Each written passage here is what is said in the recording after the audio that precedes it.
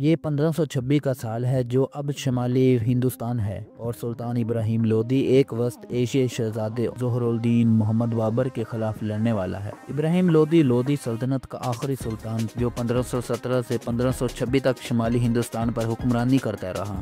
وہ اپنے والد سکندر لودھی کے وفات کے بعد تخت نشین ہوا، لیکن اس کی حکمرانی سخت گیر اور جابرانہ سمجھی جاتی تھی، جس کی وجہ سے امرا اور سردار اس سے ناخوش تھے۔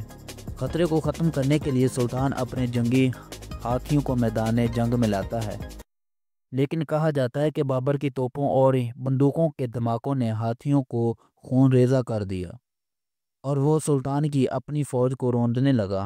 بابر کو اپنی سلطنت بنانے کا خواب بہت عرصے تھے، گرچہ وہ دنیا کے کچھ کامیاب ترین فاتحین کی نسل سے تھا، لیکن وہ وسط ایشیا کے بہت سارے بلند حوصلہ شہزادوں میں اپنی جگہ بنانے میں ناکام رہا۔ اس لیے اس نے اپنی توجہ ہندوستان کی طرف موڑ دی، جہاں اس کی اولاد نے رہائش اختیار کی اور موریہ سلطنت قائم کی، جو ابتدائی جدید دنیا کی سب سے امیر اور طاقتور ریاستوں میں سے ایک تھی اور دنیا کی تقریباً 1/4 آبادی کی گھر تھی۔ بابر کی موت اس فیصلہ کن جنگ کی صرف 4 سال بعد ہوئی، لیکن اس کی اپنی یادداشتیں اور اس کی اولاد کے کاموں نے اسے رنگا طریقے سے امر کیا۔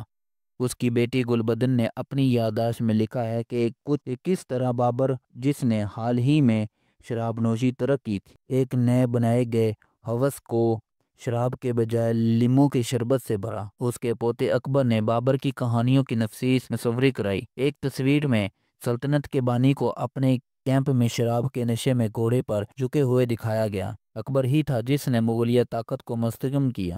اس نے کسانوں کے لیے تحفظات قائم کیے، جس نے اس کی پیداوار میں اضافہ کیا اور ٹیکس کی آمدنی پیدا کی، اور مغلیہ علاقے کو بڑھانے کے لیے فوجی مہمات کا آغاز کیا۔ جو شہزادے اس کے ساتھ وفاداری کا حلف اٹھاتے انہیں انعامات سے نوازا جاتا تھا، جبکہ لوگ مزاحمت کرتے تھے ان کے ساتھ بے رحمی سے پیش آتا، انہیں ان کی بہت سے رعایا کو قتل کر دیتا تھا۔ اس کی فتوحات نے بیرہ ہند کے بندرگاہیں شہروں تک رسائی کھول دی، جس نے مغلوں کو عرب، چینی، عثمانی اور یورپی تاجروں سے جوڑا، جس سے بے تحاشا دولت آئی، بشمول چاندی اور امریکہ سے نئی فصلیں۔ ایک کثیر السانی سلطنت کے مسلمان حکمران کے طور پر اکبر نے اندرونی یکجہتی پیدا کرنے کے لیے کام کیا، ہندو اکثریت کے اراکین کو اپنی حکومت میں اعلیٰ عہدوں پر فائز کیا، ایک ہندو دلہن سے شادی کی، اور مہابھارت کے ترجمہ شدہ نسخے اپنے مسلمان نوابوں میں تقسیم کیے، جو ایک قدیم ہندوستانی ضمیہ نظم ہے۔ اکبر نے زندہ دل مذہبی مباحثے بھی منعقد کیے، جہاں سنی اور شیعہ مسلمان، ہندو زیسٹ اور نئے آنے والے پرتگالی جیسوں مشینوں اپنے مذہب کے فوائد کے دفاع کیا۔ اگرچہ زیادہ تر شرکاء ایک ہی فطری مشق سمجھتے تھے، پرتگالی مشینی اکبر کو اپنے مذہب میں تبدیل کرنے میں ناکامی برمایوس تھے۔ مغلوں نے تعمیراتی شاہکار بنائے، جسے تاج محل اور لال قلعہ، جو 3 کلومیٹر کے علاقے میں پھیلا ہوا ہے، جس میں 50,000 لوگ رہتے تھے، اور جسے شاندار سونے اور جوہرات جرام اور تخت موجود تھا۔ صرف تخت کی تعمیر میں 7 سال لگے۔